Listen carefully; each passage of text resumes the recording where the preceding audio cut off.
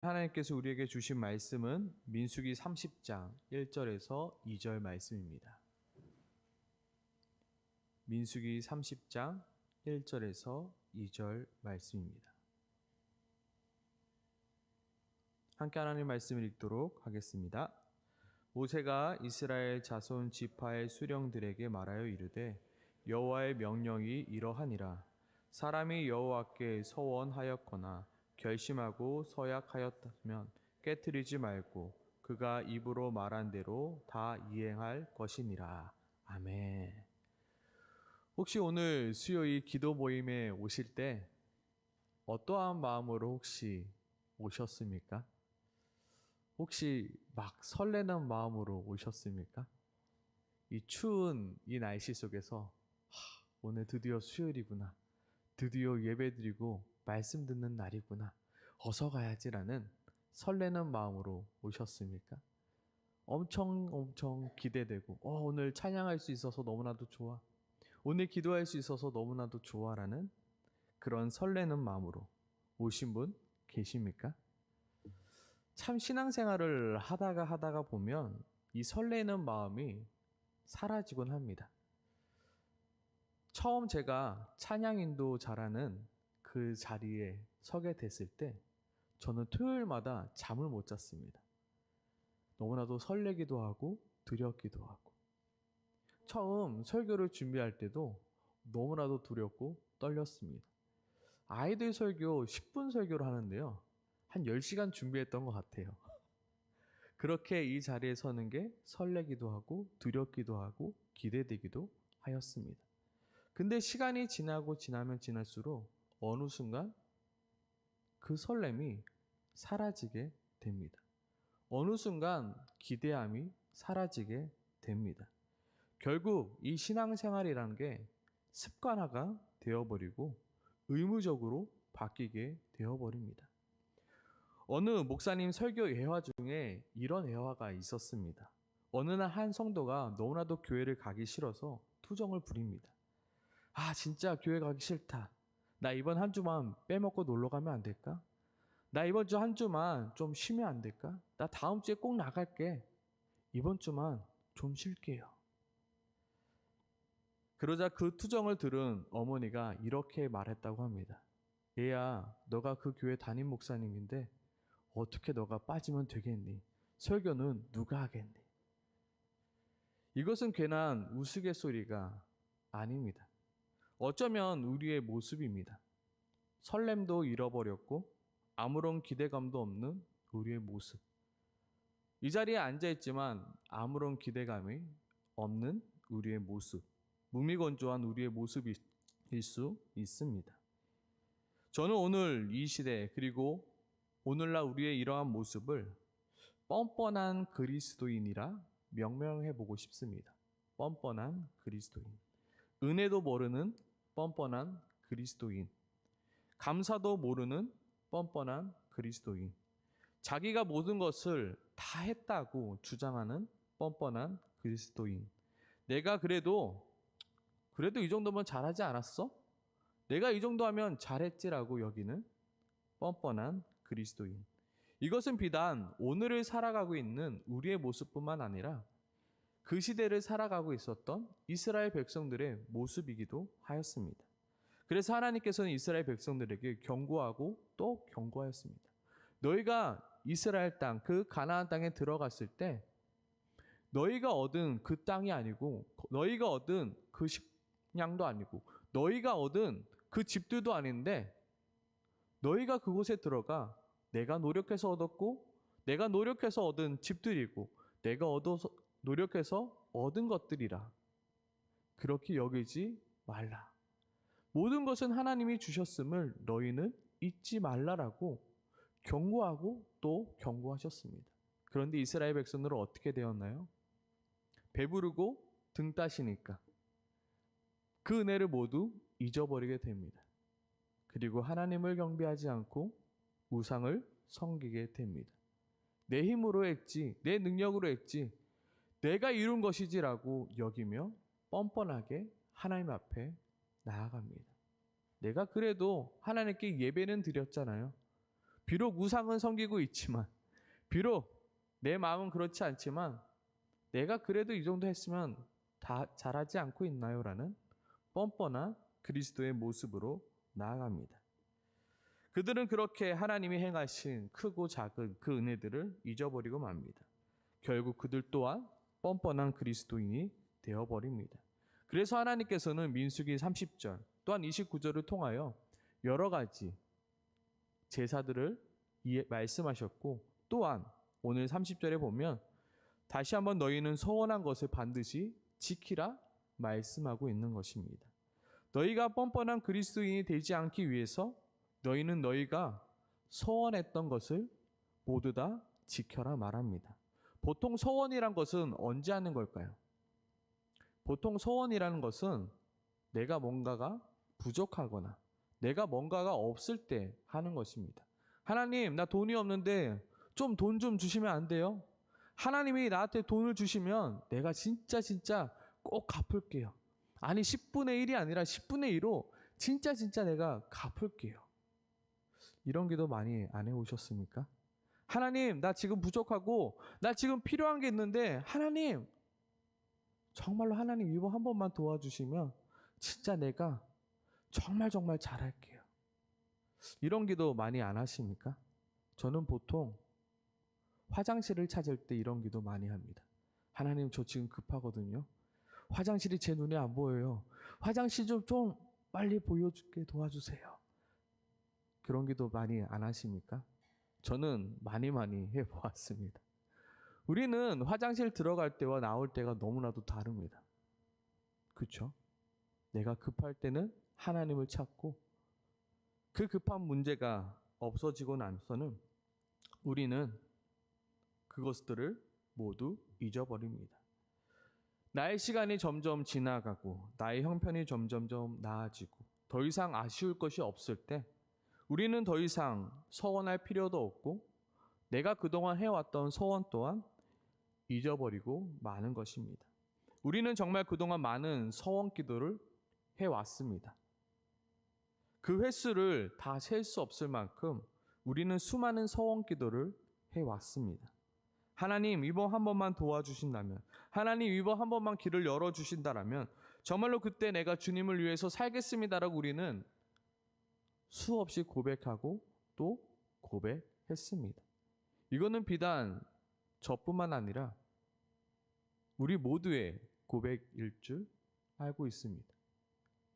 나는 많은 서원 기도를, 많은 결단들을 주님 앞에서 고백하고 또 고백하였습니다.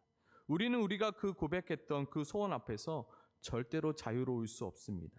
내가 정말로 하나님께 고백했던 그 소원대로 지금 살고 있습니까? 라는 질문 앞에 우리는 자유스러울 수 없습니다. 우리는 예수 그리스도의 십자가의 은혜를 알고 나서 나는 주님을 위하여 이 목숨 바치겠습니다라고, 내가 주님을 위해서 살겠습니다라고 다 같이 고백하고 결단하였습니다. 나의 즐거움, 나의 행복을 모두 포기하고 주님만을 위해서 살겠습니다라고 고백하였습니다. 하지만 시간이 지나면서 점점 우리는 그 고백들을 잊어버리고 맙니다. 점점점 내가 더 편하고 점점점 내가 더 기쁘고 점점점 내가 더 좋은 쪽으로 나아가는 것이 우리들의 모습입니다. 화장실 들어갈 때와 나올 때가 전혀 다른, 어찌 보면 뻔뻔한 그리스도인이 되어버리고 말았습니다. 과연 그렇다면 어떻게 우리는 이 뻔뻔한 그리스도인에서 벗어나 은혜를 안을 줄 아는 자, 그리고 그 은혜에 감사할 줄 아는 자가 될 수 있을까요? 어떻게 우리는 그 뻔뻔함에서 벗어나 정말로 하나님께서 원하시는 그리스도인이 될 수 있을까요? 오늘 이 시간 함께 말씀 나누면서 정말로 무미건조한 신앙과 뻔뻔한 신앙생활에서 벗어나 정말로 은혜 충만하며 감사 충만하며 설렘 충만한 신앙생활을 하는 우리 모두가 되길 소망합니다. 아멘이십니까? 아멘이십니까? 좀 기대가 되십니까?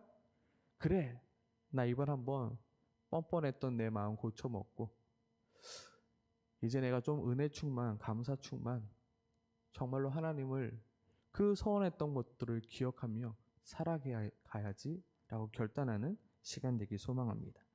먼저 우리는 어떻게 해야 되는가? 한번 같이 따라해 보겠습니다. 우리의 찌질한 모습을 기억해야 합니다. 우리의 찌질했던 그 모습들을 우리는 먼저 기억할 줄 알아야 됩니다. 우리의 부족하고 연약했던 모습들을 기억해야 합니다. 조금 멋있는 말로 하면 나의 첫사랑을 기억해야 합니다. 하나님을 처음 만났던 그 순간, 예수 그리스도의 복음을 알게 되었던 그 순간, 하나님의 그 사랑을 처음 알게 되어 벅차 눈물을 지었던 그 순간, 내가 그 순간이 있었음을 기억해야 합니다. 지금은 우리 모두 멋있는 모습으로 이렇게 앉아 있었지만 우리 모두 찌질했던 모습들이 있었습니다. 부족하고 연약한 모습들이 있었습니다. 그러나 지금은 조금 풍족해졌고 그래도 지금은 조금 살만해졌기에 우리는 그 시절을 모두 잊어버리고 살 때가 많이 있습니다. 나는 원래 이렇게 살았지. 나는 원래 부족함 없었지. 나는 원래 잘 살아왔어 라고 생각했지만 우리는 모두 처음부터 이렇게 풍족하지는 않았고 처음부터 이렇게 살만하지는 않았습니다. 우리에게는 모두 어렵고 힘들었던 찌질했던 모습들이 있습니다. 세상 사람들은 나의 찌질했던 모습들을 모두 다 잊으려고 말합니다. 그리고 멋진 모습들만을 생각하며 기억하려 합니다. 하지만 우리는 그 시절의 그 모습들을 기억해야 합니다. 왜냐하면 그 시절이 하나님과 만났던 첫사랑의 시절이기 때문입니다. 기억나십니까? 나의 찌질했던 그 시절. 그 시절에 만났던 그 하나님을 기억하십니까? 그 시절에 정말 우리는 하나님 앞에 매달렸습니다. 왜냐하면 하나님밖에 답이 없었거든요. 내가 붙들 분은 하나님밖에 없었거든요. 사방이 막혀 있고 하나님밖에 의지할 분이 없었기에 그 시절 우리는 그렇도록 하나님께 매달리고 또 매달렸습니다. 저 또한 그랬죠. 저 또한 찌질했던 시절이 있고 부족하고 연약했던 시절이 있었죠. 저 또한 새벽마다 부르짖으며 기도했으며 저녁마다 예배당에 나와서 울부짖었던 시절이 있었죠.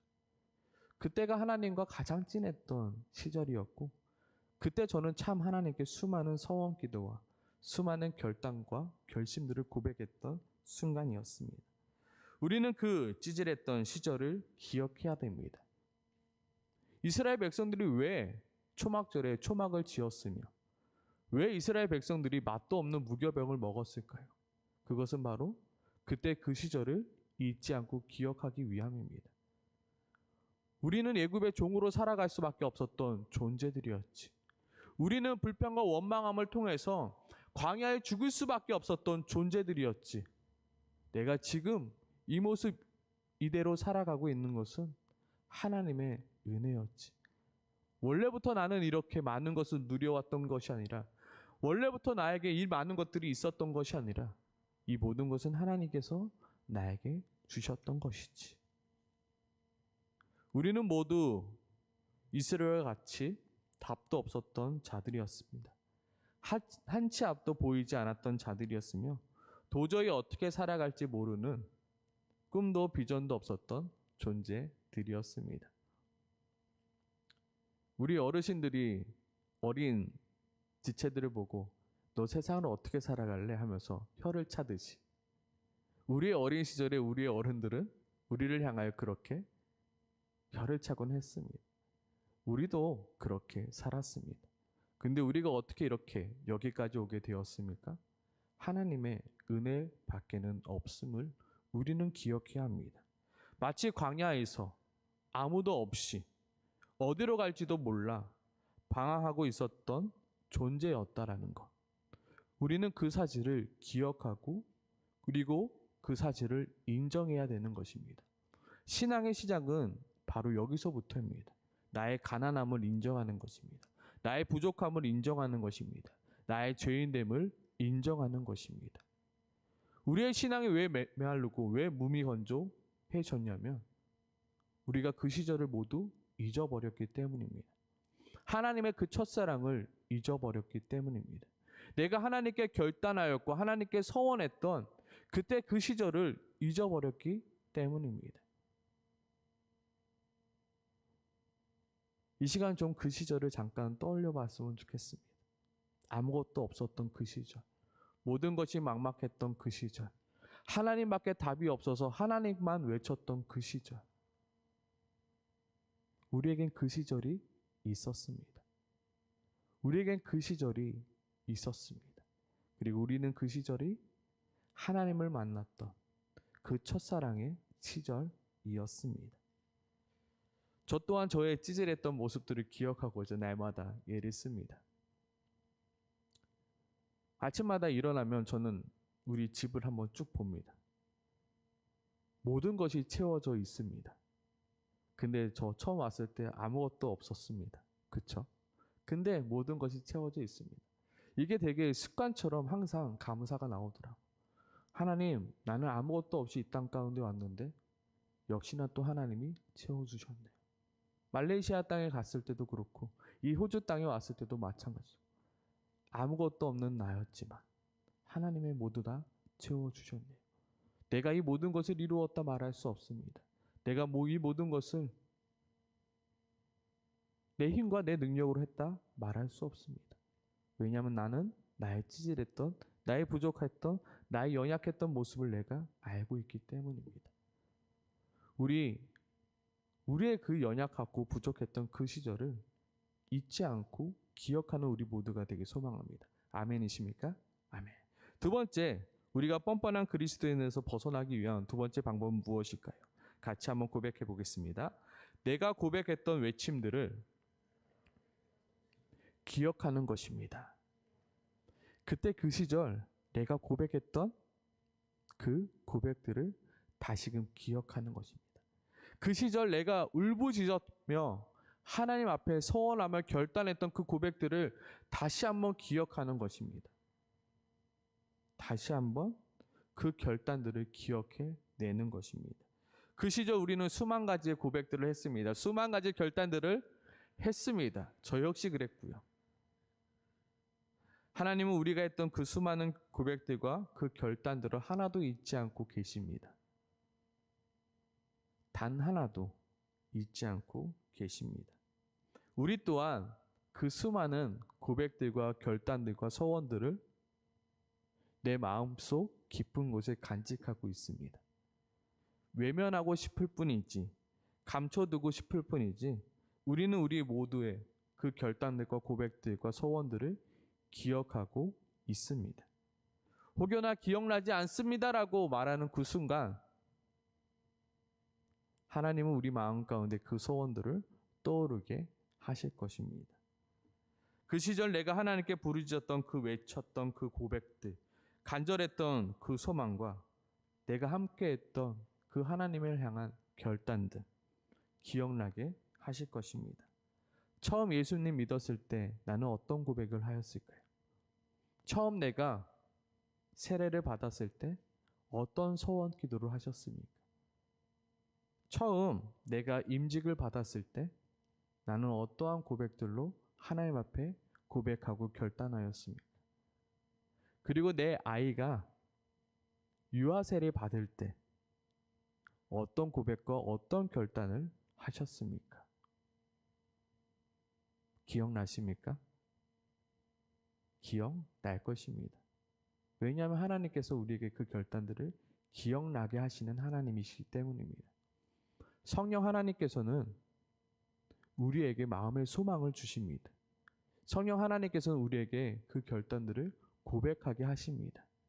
그 고백은 결코 내 의지와 내 결정들로 하는 고백이라 생각하지만 성령 하나님께서 우리 마음 가운데 주신 소망의 고백이기 때문에 하나님께서 우리 마음 가운데 깊이 새겨놓은 고백이기 때문입니다. 물론 수많은 결단과 소원 중에서 경솔히 행했던 결단과 소원들도 있을 것입니다. 그러나 대부분의 결단과 소원은 하나님께서 나에게 허락하신 결단과 소원들입니다.